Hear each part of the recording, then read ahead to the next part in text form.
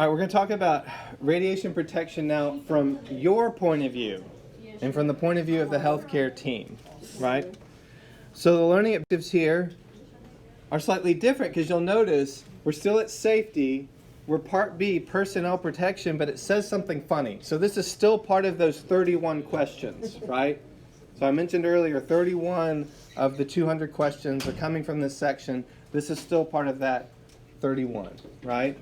But what's interesting to me when I look at this document, this didn't used to be here. It's got parentheses, ALARA, asterisks. Go down and read the asterisks. It says, although it is the radiographer's responsibility to apply radiation protection principles to minimize bioeffects for both patients and personnel, the ALARA concept is specific to personnel protection and is listed only for that section. When I read that, I'm thinking someone got sued, right? Because if we start applying ALARA to patient care, right? And we're in a court of law now, and the lawyer's asking an expert witness, do you think this technologist practiced ALARA in the care of this patient? Well, how the hell do I do that? You're asking me to expose them to radiation. That's my job, right? Is to expose people to radiation. There's no as low as reasonably achievable for a chest x-ray, right? Because I'm still exposing you to radiation. As low as reasonably achievable is I don't do the chest x-ray and I get fired, right? So they've been very careful, and I appreciate this addendum here to say ALARA applies to you and me, anyone who's working around this stuff. I think that's a really, really empowering thing for us to hear as x-ray techs. So these are what we're looking at. And a big part of what we're going to be talking about today is going to be shielding. So we didn't talk very much about shielding with the patient. We're going to talk a lot about shielding for us. Okay, patient restraint. Anytime we're working with the patient, right, we should never stand in the primary or useful x-ray beam, right? If we're restraining a patient, providing immobilization or patient support is generally the way that I like to think about it, but for the purposes of the registry, it will use the word restraint. The purpose of it is to facilitate holding of the image receptor, right? We should use mechanical restraining devices when at all possible, right? So things like sandbags, right? Stands that hold up the image receptor, things like that. If we do need to restrain a patient for any purpose, we should select a non-occupationally exposed person, a member of the general public. So Mom, will you stand out here with your son while we do this? Preferably it would be Dad. Right? Mm-hmm. But if he ain't around, right? Yes. He don't know his father. Right? Mom, will you please restrain the child? And provide them with lead, right? If a woman is pregnant, they should not be used to assist holding a patient. That seems really freaking obvious, but it was there, so yeah. Those are the types of questions that you may be asked. Who should be restraining whom? And the big takeaway here is ain't no one should be in the primary beam except for the patient, right? Okay, so what if Mom is pregnant, Dad's not there, and the only other person is occupational? Is an occupational person, and Mom's pregnant? Gosh, I feel like Jesus when the Pharisees start asking him those questions. You know, I think at that point I would just say, shoot them all and let God sort them out, right? All right.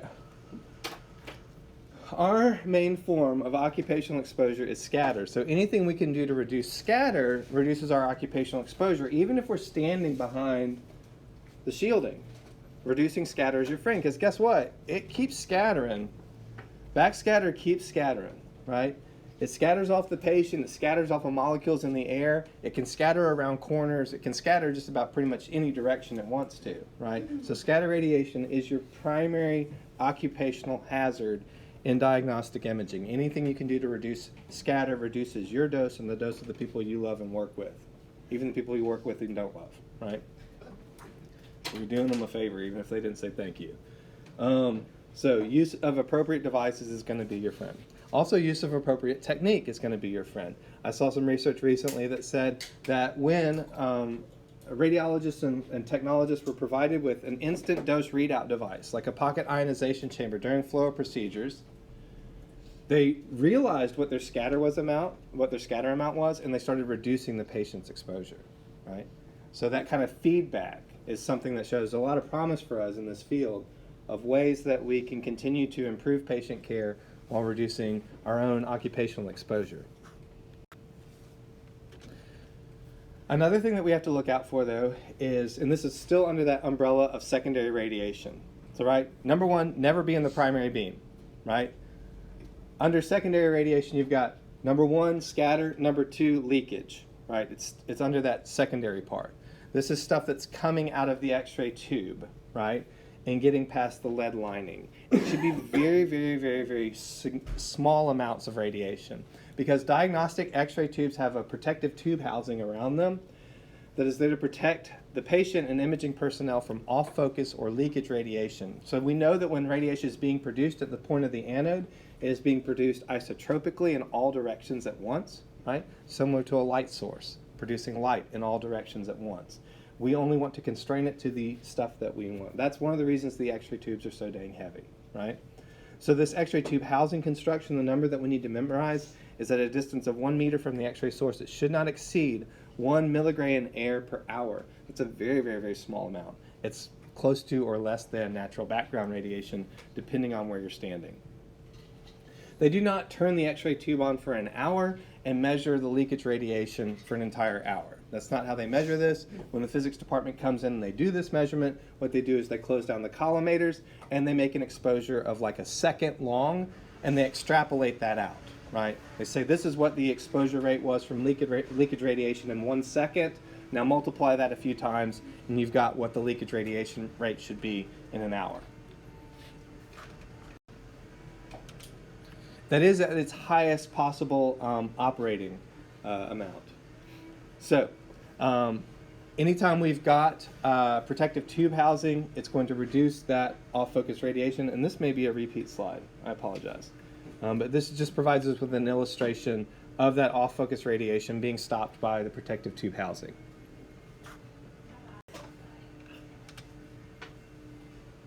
So this is just a reiteration in terms of protective guidelines. If you're following all the rules, right, assuming you're following all the rules, that patient is the number one thing you need to watch out for. So what are the things that we're going to do? Well, we're going to go back to the basics, the absolute basics of radiation protection, and we're going to basically nerd out on those things, right? So time, distance, shielding. The one that I'm going to be spending the most time talking about today is shielding, because it has the most cost associated with it and the most consideration when we're building things like radiographic examination rooms or CT suites, right?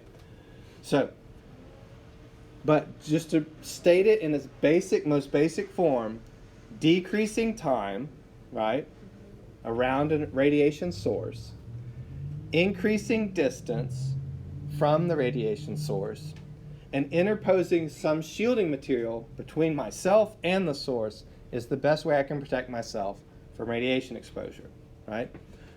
Of those, right, distance is the easiest and most effective, right? Why is it the most effective? Because it's the frickin' cheapest, right? Think about it. If I have an X-ray tube on, that's burning electricity, right? That's increasing time and burning electricity. So decreasing time is helpful, right? But I can't always decrease time completely because I'm still making an exam. Do you mind closing that door? They're really tearing it up in there.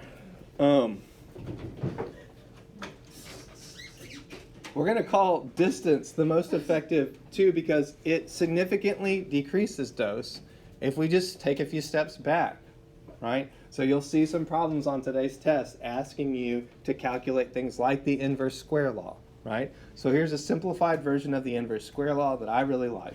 If I just remember 2 times the distance is 1/4 of the intensity, 3 times the distance is 1/9 of the intensity, 4 times the distance is 1/16 of the intensity, I can pretty much just use a simple calculator operation to figure out. And for the most part, the registry just wants you to know distance is the most effective, and when it comes to things like the inverse square law, they will give it to you in some simplified format like this, right? And assume that you understand the more complicated way to do it. and that more complicated way is listed here. The intensity of radiation is inversely proportional to the square of the distance from the source, assuming it's a point source of radiation. You always have to put that in there. But what's the part that we kind of need to think about a lot? It's the shielding, right? The shielding is expensive. The shielding is there from the very beginning of the hospital. It's why the x-ray rooms are located where they're at. It would be nice if we got the top suite, the penthouse of the hospital, right? But they're not about to put all that shielding that high up in the air, right? So they give us the basement, right? In fact, I was at one facility in Utah where they literally built the radiation treatment vaults into the side of a mountain. It was amazing. It was like literally like being in the Batcave, like $1 million cave. It was amazing. Why did they do that? Well, because they're thinking about primary protective barriers. It was cheaper to excavate a mountain, right, than to buy all the shielding, all the lead required to enwrap this radiation treatment vault. So the purpose of primary protective barriers is to prevent direct or unscattered radiation from reaching the personnel and general public on the other side of that barrier. Where are the barriers? They're behind the bucky, right? That's a primary protective barrier. For machines capable of operating at 120 kVp, this has to consist of at least a 1.6 millimeter of lead. It has to extend 2.1 meters upward from the floor, generally 5 to 7 feet, right, of the wall in question. The idea being that if a person's 8 foot tall, we're not worried about them, right? 7 foot tall covers most everyone else. Because again, this stuff is heavy and expensive. So 1.6 millimeter of lead, or its equivalent. Sometimes they use concrete, right? Sometimes they use the side of a mountain, whatever. Now, one critical consideration, and one of the reasons I included this illustration in here, is the technologist is not standing behind a primary barrier in this illustration. They are standing behind a secondary barrier, which is designed to stop scatter, right? Because it would be incredibly expensive to build primary barriers around everything. So y'all may remember when we were in procedures last year, and I'm asking you to do a Danielus Miller of the hip, cross-table lateral hip. And we've got the x-ray tube pointed at us in the control room. And I told you to step out of the control room at that point, right? Why? Because I'm pointing the primary beam at a secondary barrier, right? So be aware of that there are situations you can run into in these imaging suites, right, where you're possibly pointing a primary beam at a secondary barrier and you're putting yourself in the path of that primary beam, which is not where you should be, right? We'll come back to this illustration because it's actually a really good illustration. There's a lot of information in it. So what I'm saying is we really got to nerd out on this illustration. So what I was referring to is that secondary barrier. What is the purpose of the secondary barrier? It protects against secondary radiation. What is secondary radiation? Again, it's leakage and scatter radiation, right? So where you stand in the control room is behind a secondary barrier because your primary occupational exposure should be what? Scatter, right? And this is stopping the scatter. Now, any wall or barrier that is never struck by the primary beam will classify as a secondary barrier. That does not mean that secondary radiation cannot also hit the primary barrier, right? It just means that the secondary barrier should not be exposed to the primary beam, right? Its requirements are a little bit less, right? And it needs to overlap. At the point where they come together, they need to overlap by about 1/2 inch, right? I shouldn't say about 1/2 inch, right? It's going to consist of about half what is required of the primary barrier. So the primary barrier was 1.6 millimeters. This is 0.8 millimeters, right? If you think about that, that's less than some of the lead aprons that you wear, right?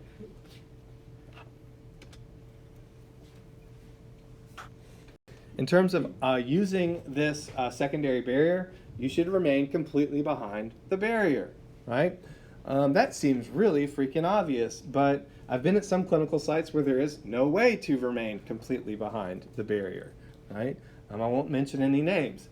I've also been at clinical sites working as a CT tech, not here but in other cities, where people would do things like leave the CT exam room door open. Well, guess what? That CT exam room door is part of the secondary barrier. So by leaving the door open, you now have a bad secondary barrier, right? I remember literally having to convince a technologist of this. She would sit and stand in this door while I was CTing and say, nothing's hitting me here. I'm not in the path of the primary beam. I went over to Nuke Med, got a Geiger counter and said, will you hold this please while I do a PE chest? And she listened to it go through the roof, right? So yes, if the door is not closed and the physicist designed it to have a door, the physicists are saying use the frickin' door, right?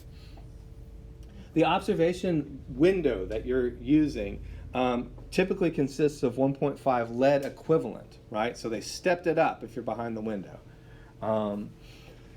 And the exposure to the radiographer should not exceed the maximum allowance of 1 millisievert per leak. In a well-designed facility, exposure should not exceed 0.02 millisieverts per week, right? So that's what the physics department is driving towards. Anytime we've got an exposure cord attached to the console, like some of the GE scanners do, it should be fairly short, right? So you should not be able to push it while standing out in the exam room, right? If you're using the fixed exam room, not the portable.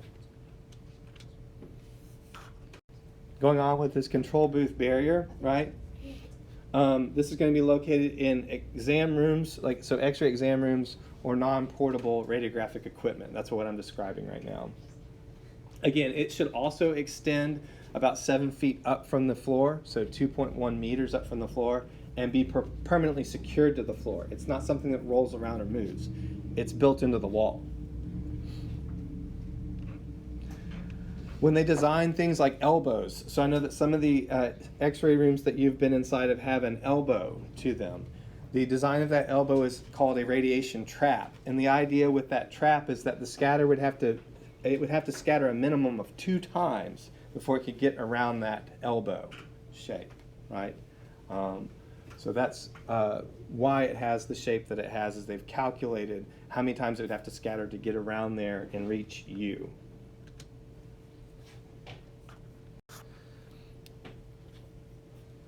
Sometimes we also use things like a clear lead acrylic secondary barrier. This has a lead acrylic material that's got 30% lead by weight. This is going to allow for kind of a panoramic view of things. So we frequently see these in CT exam rooms where we need kind of a big picture. We need to be able to see contrast injector. We need to see any tubes or lines or whatever, that type of thing.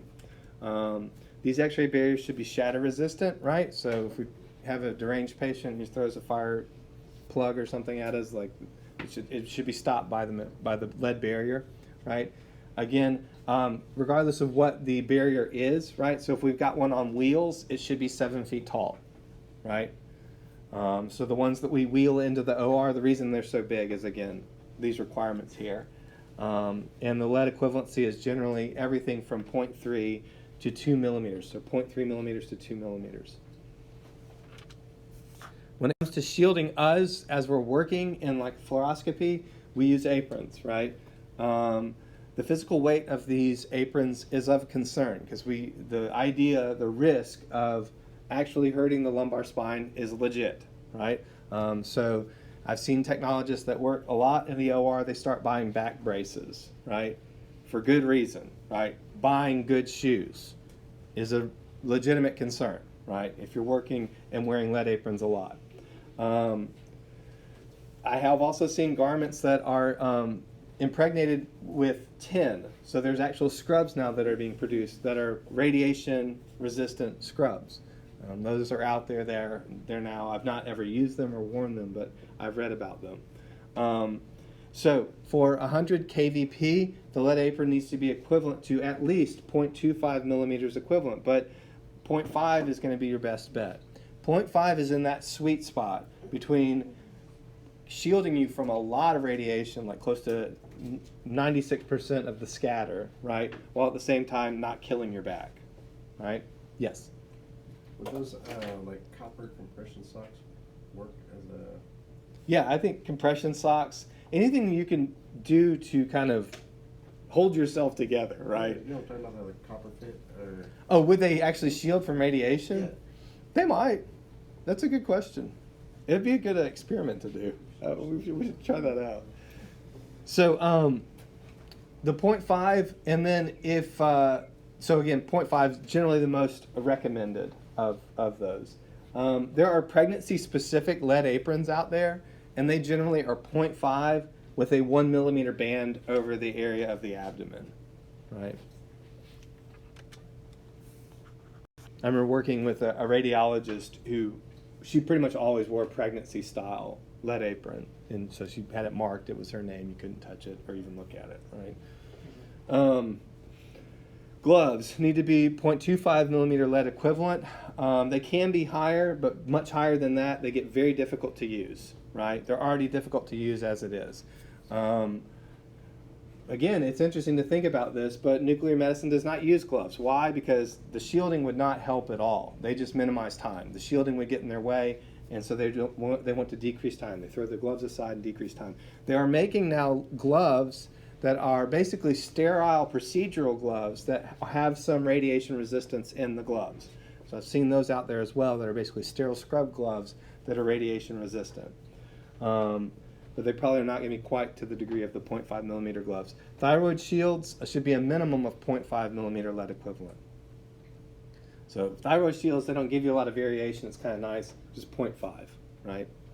Protective glasses, they need to have a minimum of 0.35 millimeter lead equivalent. These are just numbers we just got to memorize at this point. Everything I'm saying about shielding, just memorize it, right? That's one of the reasons I've saved it till this close to the registry is like, if I'd asked you to memorize this back in foundations, that would be awful. So I'm asking you to memorize it now. Just memorize it. Okay, how do we help ourselves out during fluoroscopy? Stand as far away from the patient as is practical and only get close when assistance is required. I like to stand behind the radiologist, right, and use them as a barrier. Wear a protective apron of at least 0.5 millimeter lead equivalent. Wear protective gloves if you can. Wear thyroid shields, definitely. And if no one is making fun of you, go ahead and wear the glasses too. And what the heck? I would, if I had a choice between gloves and glasses, I would choose the glasses every day, right? There's a doctor in Oxford, he wears something over his head. Yeah. Yeah, I've seen those lead caps. That just seems like it'd be hell on your spine, your cervical spine. Yeah.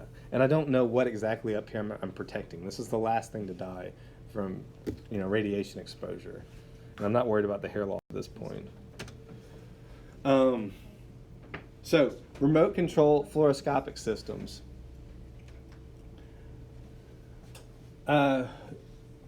Anytime we have an opportunity, especially if we're using a fluoro room that has an above the patient tube. So you know those fluoro rooms that look like they came from the future, and they've got like lead acrylic shielding kind of suspended from the ceiling, and there's a thing that looks like a C-arm mounted to a robot. You know what I'm talking about? Similar to some of the special procedure stuff at Oxford, right? Or some of the stuff that we saw when we went to the Mary, where you've got a robotically controlled fluoroscope, ceiling or floor mounted. The reason it's got lead acrylic shields that you can move around real easy and even put little sterile holds on so you can move them even sterilely is because you've got the x-ray tube above the patient and you're doing fluoroscopy.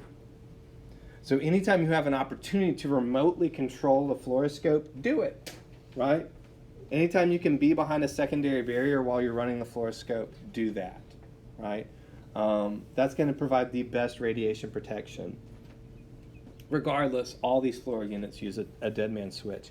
If there's sometimes these tabletop units, right, where the tube is in the table and you pull the tower in and it locks into position, right? That tower should be provided with a lead curtain, right? Don't take it off. It's 0.25 millimeter lead equivalent. It will even say that on the curtain what it is. I had a radiologist that said, hey, will you just go ahead and take the curtain off before I do the lumbar puncture? And what I told him is, it was created to have that curtain in place. That's the way the FDA created it. So if you want to take it off, you need to take it off. I'm not taking it off. right? So he would take it off every time. I would put it back on as I'm setting up for the next patient. And that was his prerogative, right? But my prerogative as an x-ray tech is keep it on. I'm basically kind of asking you to be that guy, right? The whistleblower, right? And no one likes the whistleblower, but be that person, and ultimately people will come to appreciate it, that you are just that worried about their safety. Even if they don't give a rip about their own safety, you are still that worried about their safety, and they will come to love and respect that, right?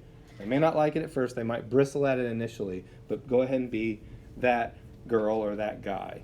The Bucky slot, you've probably never thought about this, but if you pull that fluoro tube, that image intensifier into place, and you lock it into place, and there's a tube now at the level of your gonads, guess what? If you energize that tube, it could x-ray you through the table, right? And you've got a Bucky slot there because you also use that room for your flat plate abdomens, right?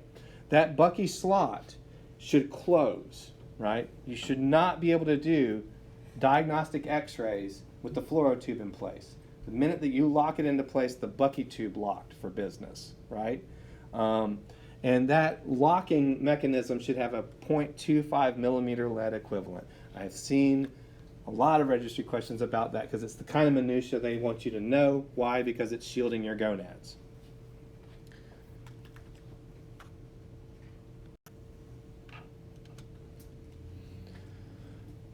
Anytime we're doing any kind of mobile radiographic work, so using this beautiful machine here in the back of the room, right? It has some special considerations. Like if we look at that machine, it should have a hook on it where we hang lead aprons, right? And those lead aprons are designed to be used while we're doing mobile radiography, right? It should have a cord on it that's at least 6 feet long, maybe longer. And you should pull that cord out prior to making an exposure, because what? You're increasing distance from the place of exposure. So don't stand right by the x-ray machine while you're making a portable radiograph. Take the cord and walk away, announce that you're making an x-ray, and make the x-ray, right? The machine will also beep, informing personnel that you're making an x-ray as well, right? Those are the requirements, again, by law. So it is ideal that you stand at least 2 meters, approximately 6 feet from the patient, and do not stand in the path of the primary beam. And that ISL stands for inverse square law. Okay, some last stuff to think about in terms of the design for radiation protection for personnel is the use of these signs. The signs for x-ray say caution, right? Caution, x-ray radiation, right? And they'll have that iconic propeller icon that means radiation. I don't know why we chose that icon. It's interesting. But it will say caution. It will say different things outside of the nuclear med suite. It will say things like hazard or danger, right? If you ever see the word hazard, run the other way, right? Whatever is hazardous, that means it is potentially fatal, right?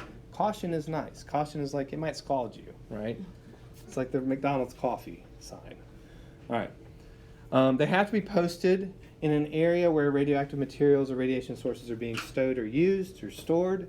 And there has to be a beam on sign that lights up anytime the x-ray machine is energized, and it should also make a beep sound anytime the x-ray machine is energized. Pretty much the same signage is required outside of computed tomography. For radiation monitoring, it's required anytime anyone is likely to receive 10% or more of the annual occupational effective dose limit of 50 millisieverts or 5 rem in any single year. Those numbers are equivalent. And one of the reasons I've went to some great pains to express this both in the SI units and traditional units is twofold. First off, the registry will express it this way. It'll say 50 millisieverts or 5 rem. It'll have 5 rem in parentheses. It'll be exactly that format. The other reason is that frequently, like for example with some of our policies at the hospitals in this area, they still express things in traditional units, right? So when I'm looking at certain policies, I always have to have my little calculator there converting and making sure that I understand what's being said in terms of traditional units versus SI. A primary monitor needs to be worn at the collar level outside of any lead aprons, right? And that's reporting my skin, eye, and deep tissue dose. Right? So we'll look at that here in just a moment. Secondary monitor is worn by anyone who's declared pregnant. So if you do not declare pregnant, you will not be issued a secondary monitor. The secondary monitor is basically the baby's monitor, and it's worn at the level of the abdomen and should be underneath any lead aprons. If we are in fluoro enough, we may be issued an extremity dosimeter, which is generally a TLD ring badge, and it's worn oftentimes on the index finger of the dominant hand, right? So the hand that you're going to use the most, right? So that's what's, this person must be left-handed or something, they're wearing it on their left hand, right? So that's pretty much all you need to know about TLDs. The main form of dosimeter that you need to be familiar with is the OSL, right? The optically stimulated luminance device, right? It has an aluminum oxide detector inside of it, so similar to a computed radiography phosphor plate system. It's accurate as low as 0.00001 millisieverts. So that's 10 microsieverts. That's an incredibly minuscule amount of radiation. And it's sensitive to ranges of energy, everything from diagnostic radiation and mammography up to the mega electron volts, which is radiation therapy, right? As well as nuclear medicine in there, right? So it's good for just about everyone in the imaging department. It is not good for neutrons, alpha particles, or protons, right? The only place that you would encounter that kind of weirdness would be in radiation therapy, right? So just follow appropriate standards whenever you're in radiation therapy. It has a copper filter, an open window, which you can actually press on that allows it to maintain a certain atmospheric pressure, an imaging filter, and a tin filter, right? These different filters are used differently. So for example, if it's a high energy X-ray, I would expect it to get through all of the filter windows equally. It doesn't care if it's tin or copper or open air, it gets it hits the aluminum oxide, right?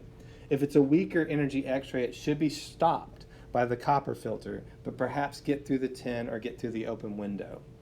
The use of these filters when they do dose reporting off the dosimeter is simply this. They look at what the exposure is under these different filters, and they correlate that to different depths in your body, right? So if it's an open window, they're going to call that a superficial dose or a skin dose, right? Sometimes the tin they call the lens of the eyes, right?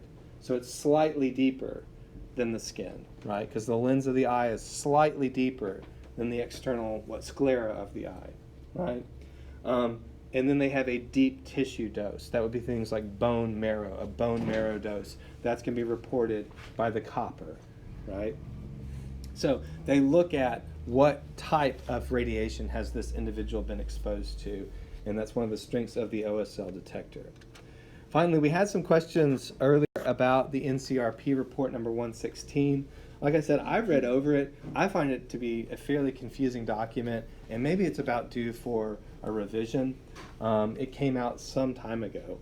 But this is what's given to me, right? Is 50 millisieverts for an annual dose. The cumulative dose is 10 millisieverts times the individual's age. Lens of the eye is 150 millisieverts. I would expect that or hope that to go down because of cataractogenesis. Localized tissues of the extremities, like the hands and the feet, should not go higher than 50 millisieverts annually. We had some debate about people like the general public.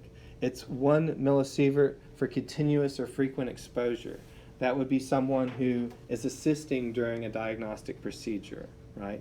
For infrequent exposure, someone living near a nuclear power plant, it should be 5 millisieverts annually. That nuclear power plant should not expose them to any more than 5 millisieverts annually.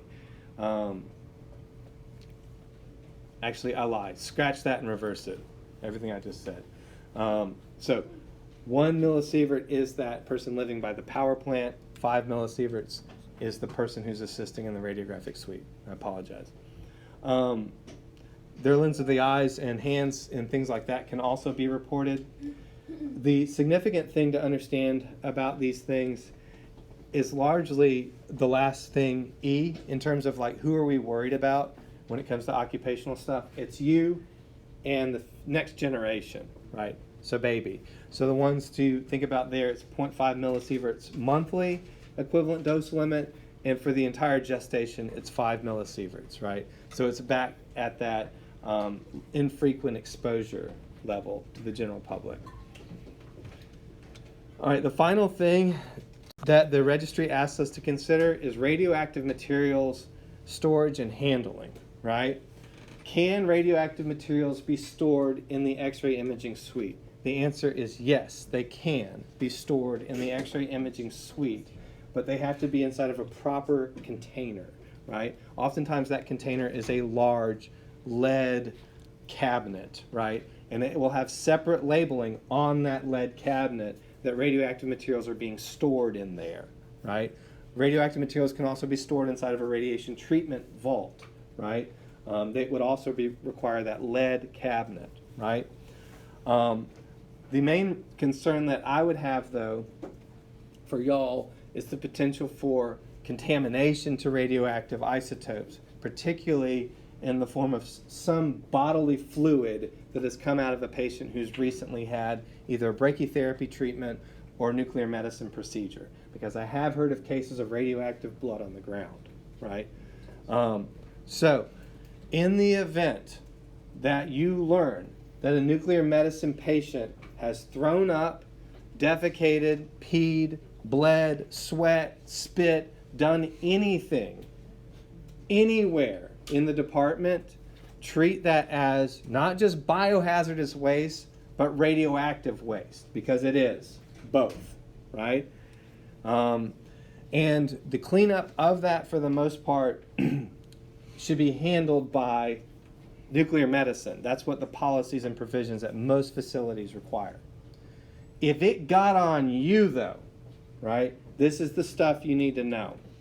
Remove any contaminated clothing as soon as possible, right? Even if you got to run naked to the shower, run naked to the shower.